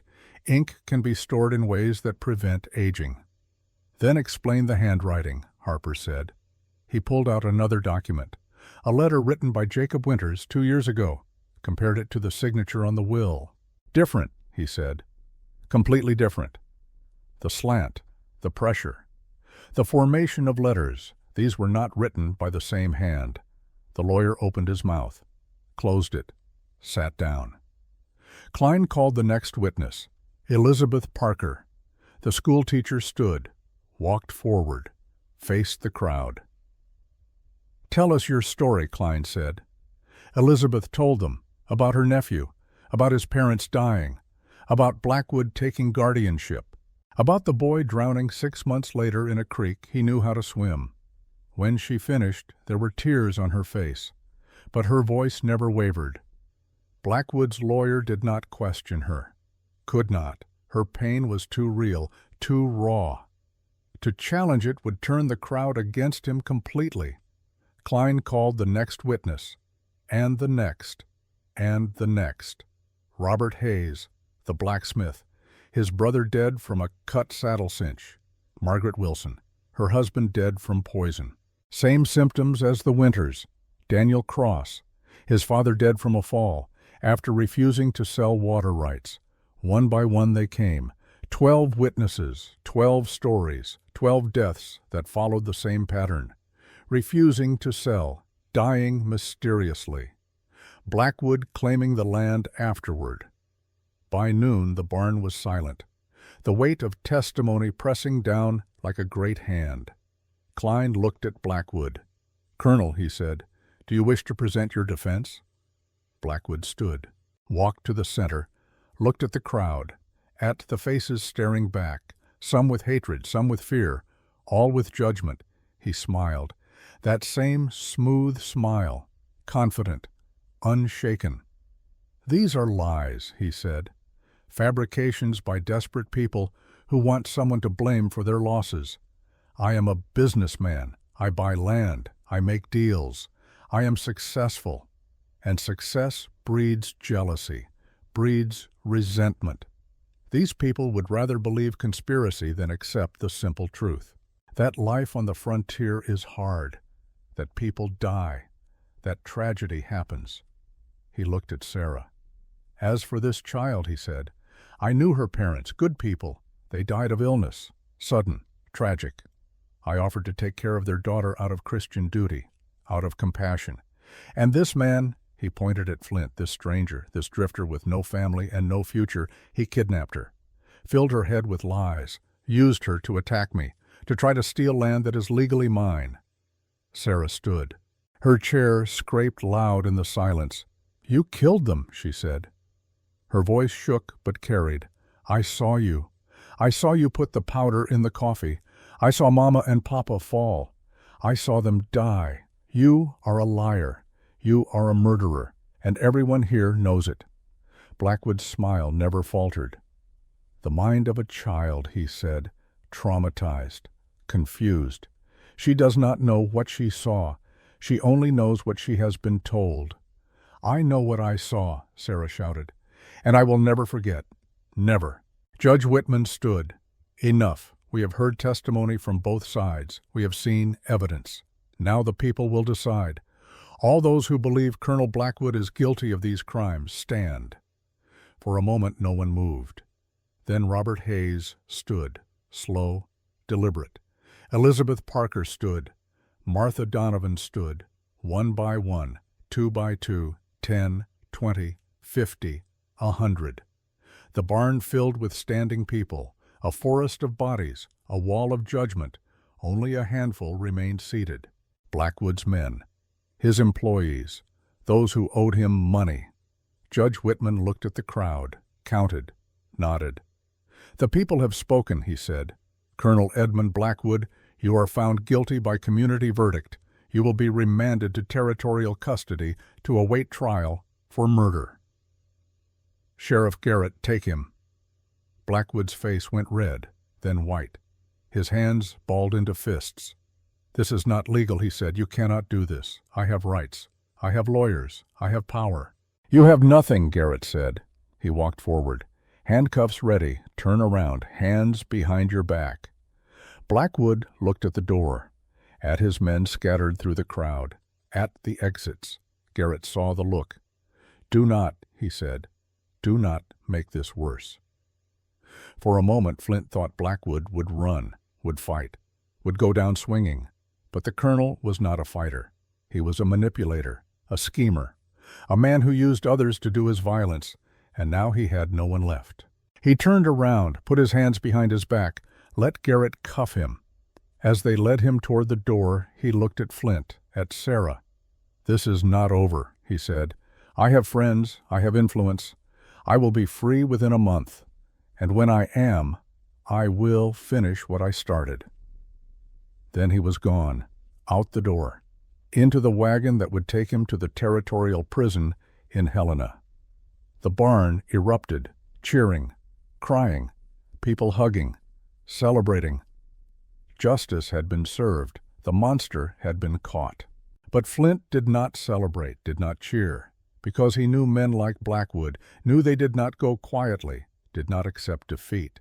Even from behind bars, the colonel could reach out, could hire men, could make arrangements. Sarah was still in danger, would be in danger until Blackwood was dead, or until Flint was. That night, Martha threw a celebration at her store. Food, drink, music, the whole town came. Laughter filled the streets. For the first time in years, Bear Creek felt alive, felt hopeful. Flint stood outside, watched through the window. Sarah was inside, dancing with Elizabeth Parker, smiling, actually smiling. The fear had not left her eyes, probably never would, but it had lessened, softened. She was healing. Sheriff Garrett joined him, offered a flask. Flint took it, drank whiskey. "Good whiskey, burned going down." "You did it," Garrett said. "You actually did it." "We did it," Flint corrected. "All of us. But you started it. You stood up when no one else would." "That takes courage." "Or stupidity," Flint said. Garrett laughed. "Sometimes they are the same thing." They stood in silence for a moment, watching the celebration. Then Garrett spoke again, his voice quieter, serious. "He will not stay in prison, you know. Men like Blackwood never do. He has money, connections. He will bribe a guard, hire a lawyer, find a way out. And when he does, he will come for you, for Sarah, for everyone who testified against him." "I know," Flint said. "What will you do?" "What I have been doing. Protect her, keep her safe, build a life worth protecting. That might not be enough. Then I will do more." Garrett looked at him. In the lamplight from the window, Flint's face was hard, determined, the face of a man who had made a promise and intended to keep it. "You have changed," Garrett said. 3 weeks ago you were a ghost. Now you are alive again. What happened?" Flint looked through the window, at Sarah dancing, at the joy on her face. "I remembered what I was living for," he said. 3 days later, a rider came from Helena, not a telegram, a man. He wore a U.S. Marshal badge. "Marshal Daniels," he introduced himself. "I have news about Colonel Blackwood." "He is dead," Garrett said. "We heard." The marshal shook his head. "He tried to escape. Killed a guard. Made it 3 miles before we caught him. He pulled a derringer, fired at my deputy. We had no choice." He opened a leather case. Inside, a blood-stained ledger, bigger than the one Samuel had stolen, older. "We found this in his cell," the marshal said, "hidden in the mattress. It goes back 15 years, 23 murders, all documented, all for land and water. Your testimonies were right. He killed them all." Flint stared at the ledger. 23. Not just the 12 they knew about. 23 families destroyed. "Sarah was the only one who got away," he said quietly. Sarah stood frozen, staring at the blood-stained ledger in the marshal's hands. Her face had gone white. 23, she whispered. Her voice cracked. 23 families like mine? The marshal nodded grimly. 23 that we know of. There may be more. Sarah's knees buckled. Flint moved fast, caught her before she fell. She grabbed his shirt, held on like she was drowning. "All those children," she gasped. Her breath came in short, sharp bursts. "All those mothers and fathers, gone. Because of him, because nobody stopped him." Tears ran down her face, not quiet tears, deep, wrenching sobs that shook her whole body. "We stopped him now," Flint said. His own voice was thick. "We stopped him, Sarah. And those 23 families, they did not die for nothing. Their stories are in this ledger. The world will know." "But they are still dead," Sarah cried. "They are still gone. And I got away. Why did I get away? Why me and not them? Flint had no answer, so he just held her. Let her grieve, not just for her parents anymore, but for all of them, all 23 families that Blackwood had destroyed. Martha moved closer, put her hand on Sarah's back, said nothing, just stayed there. The marshal cleared his throat, looked away. I will file my report with the territorial court, he said quietly. These murders will be on the official record, every single one. The families will be named, remembered. He left. Garrett showed him out. Sarah's sobs gradually quieted. She stayed pressed against Flint's chest, breathing. I am sorry, she whispered finally. I should be stronger. You are the strongest person I know, Flint said. Crying does not make you weak. It makes you human.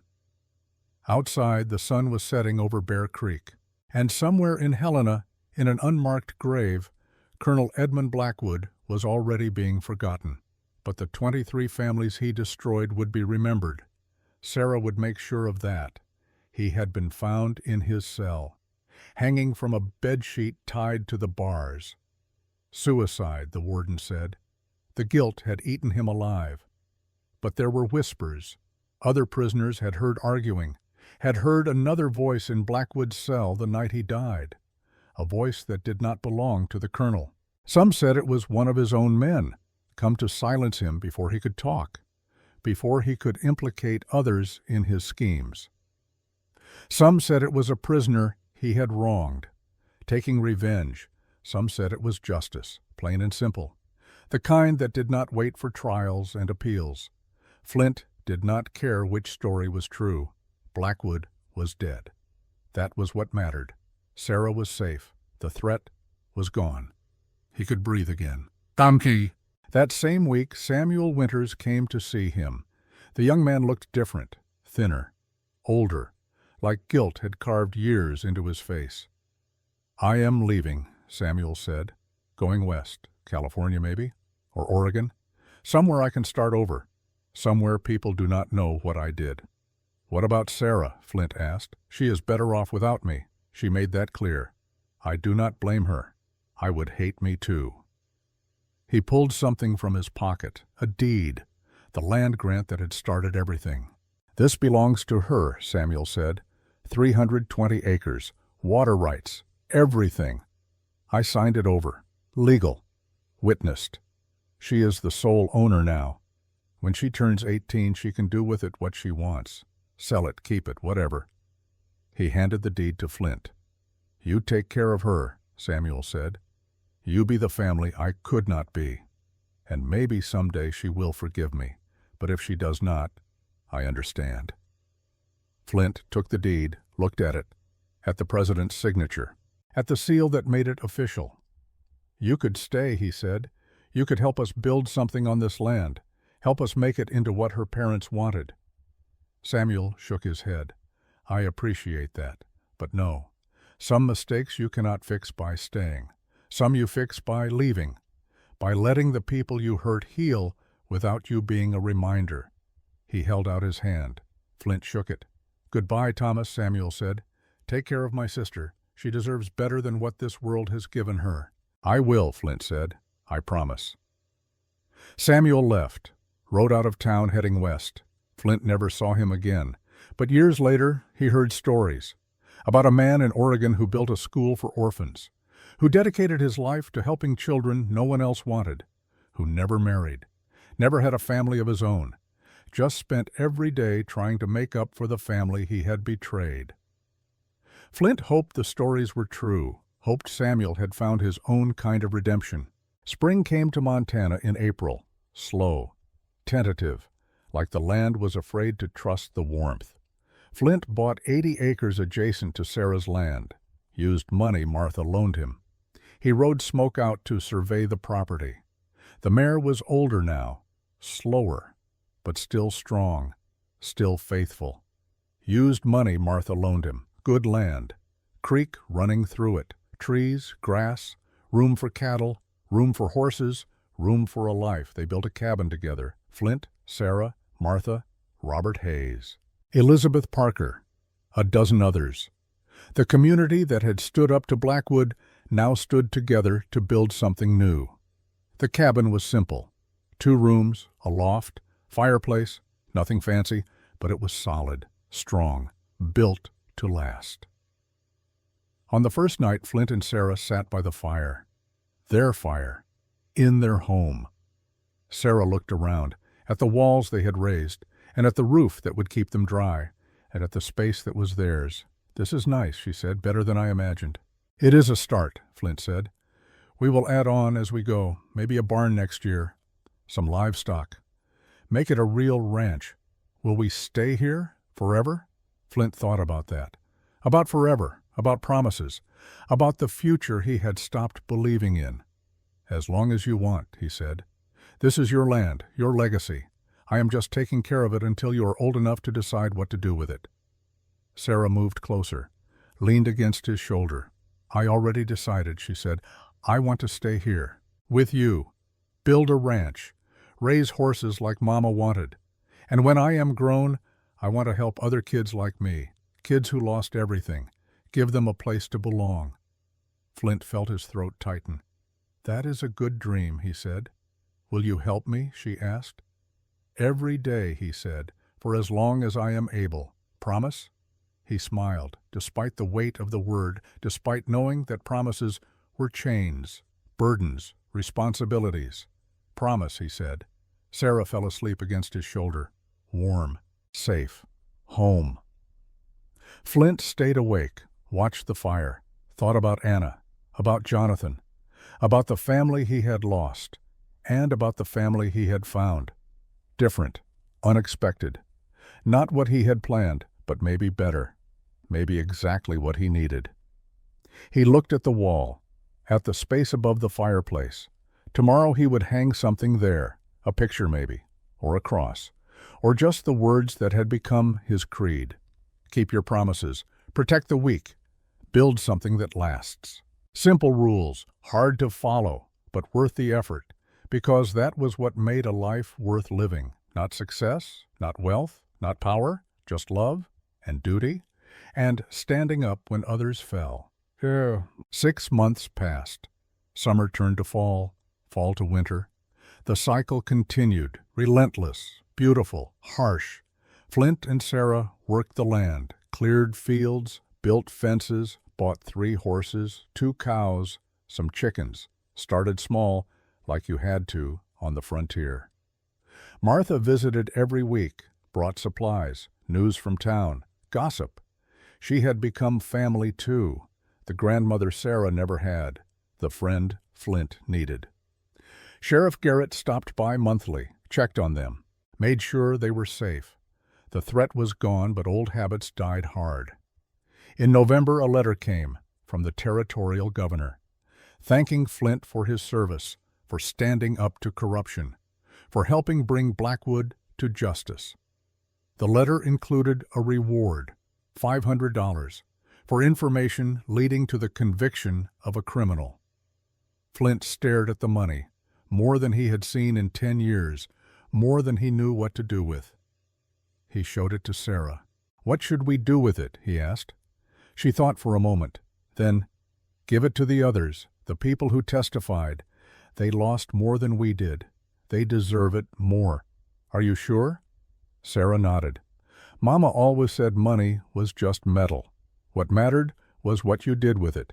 If we use it to help people, it becomes something good. If we keep it just to have it, it is just metal."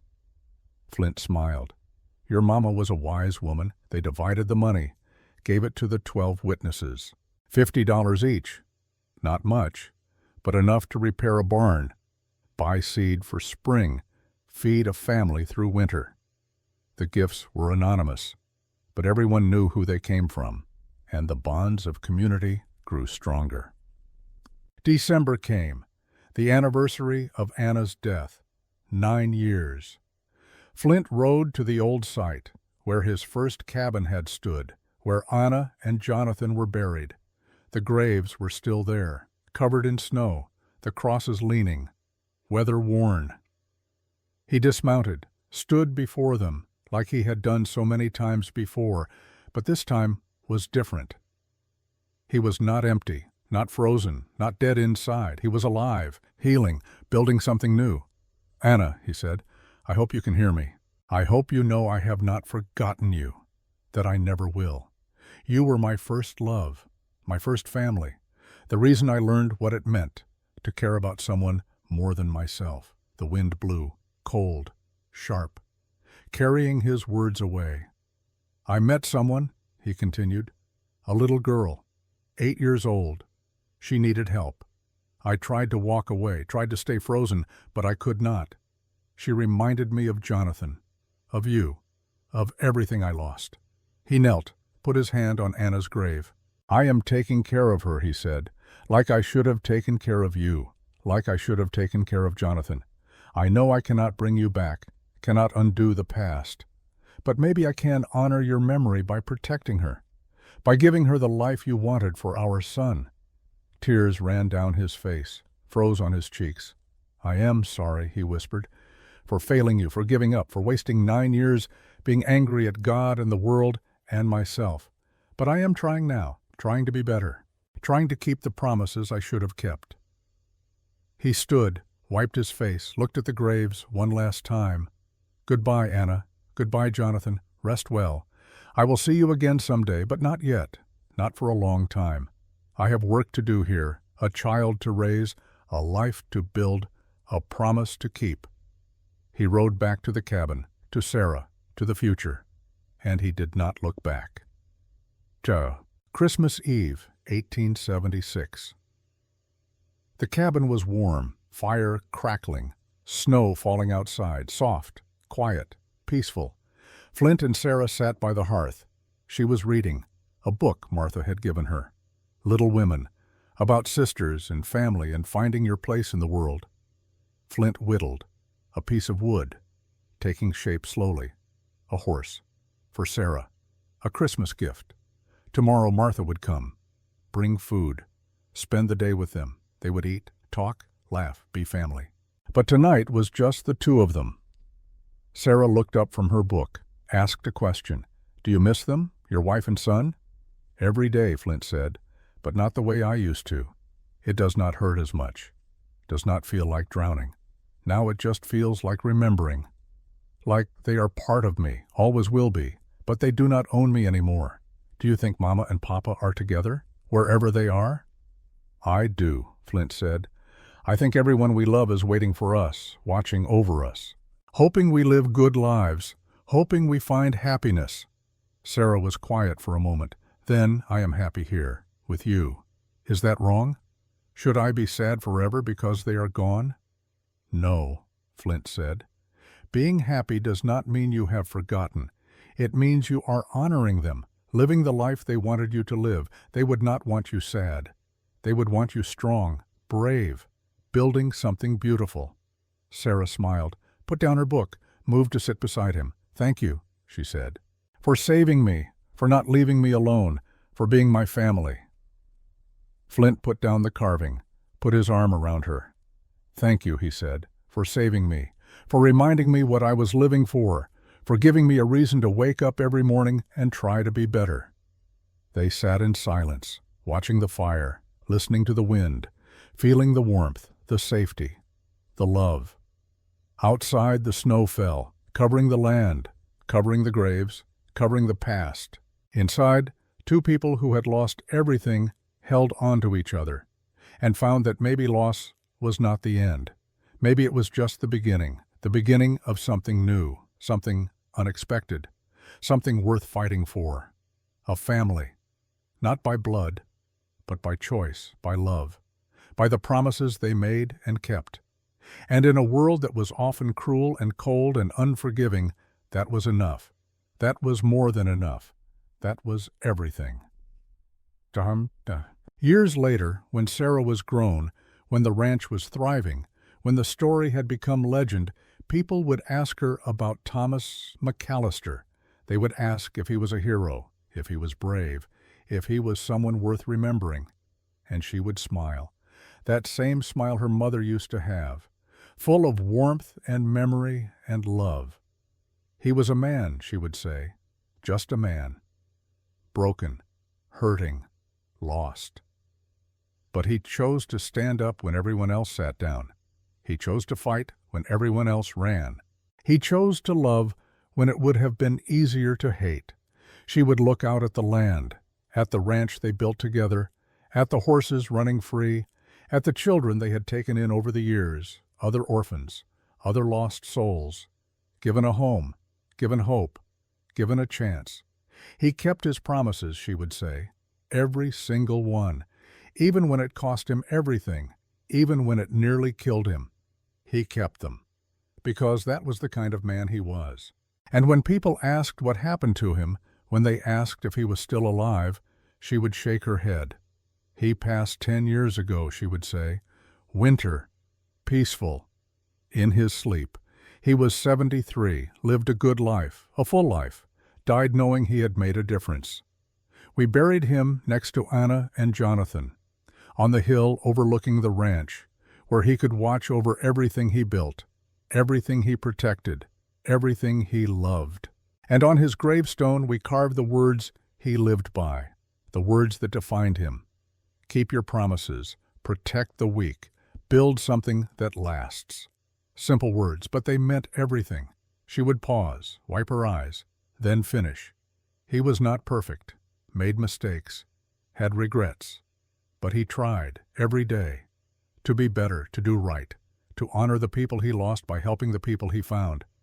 And in the end, that is all any of us can do. Try, stand up, keep our promises, even when it is hard, especially when it is hard, because that is what makes us human. That is what makes us worthy. That is what makes a life worth remembering. February 1896, 20 years after the trial, 20 years after justice was served. Sarah stood before 5 graves on the hill, her parents, Anna, Jonathan, and Thomas. She was 28 now, married, had 2 children of her own. The ranch had grown, prospered, become one of the most successful in Montana. But she never forgot where it started, never forgot the man who saved her, who raised her, who showed her what it meant to keep your word. She knelt, placed flowers on each grave, spoke quietly. I kept my promise, Papa Flint, she said. I built something, something that lasts, something that helps people just like you taught me. A warm breeze swept across the hilltop, carrying the scent of wildflowers and fresh grass. Behind her, her children played, laughed, ran through the grass, free, safe, loved. And Sarah smiled, because she knew that Thomas McAllister had not just saved her life, he had taught her how to live it, how to love, how to fight, how to stand when others fell, how to keep promises, even the impossible ones, especially the impossible ones, and that lesson, that legacy, would live on, in her children, in her grandchildren, in every person who heard the story and decided to be brave, to be kind, to be someone worth remembering. The wind blew again, and for just a moment Sarah could have sworn she heard a voice, faint, familiar, warm. You did good, little bird, you did real good. She looked up, saw nothing, just sky and clouds and the endless horizon, but she knew he was there, watching, proud, and she whispered back, Thank you, Papa, for everything, for saving me, for loving me, for teaching me what it means to be strong. I will never forget, never.